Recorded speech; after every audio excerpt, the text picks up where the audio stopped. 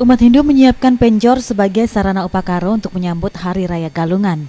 Bambu menjadi bahan baku utama penjor yang wajib dihiasi buah-buahan yang disebut pala gantung dan pala bungkah, kain putih dan sampian penjor.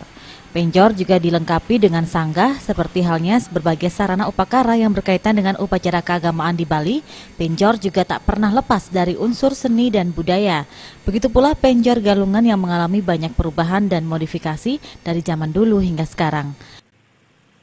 Maknanya sama saja sebenarnya, tapi model gini kan banyak orang mencari variasi yang baru-baru aja ini.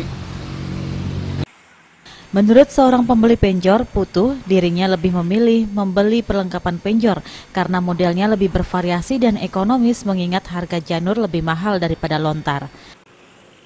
Bahan juga mahal sekarang. Untuk janur pohon kelapa ini kan memang lebih mahal, yang ini lebih praktis cepat. Toh juga diperbolehkan menggunakan.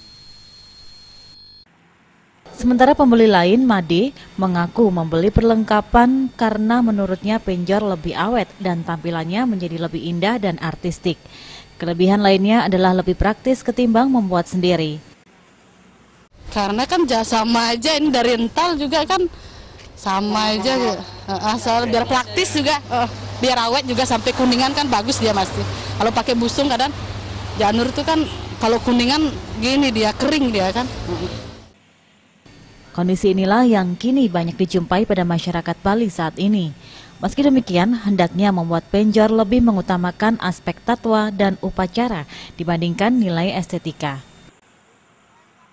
Satyanggoro dan Winata, Bali TV.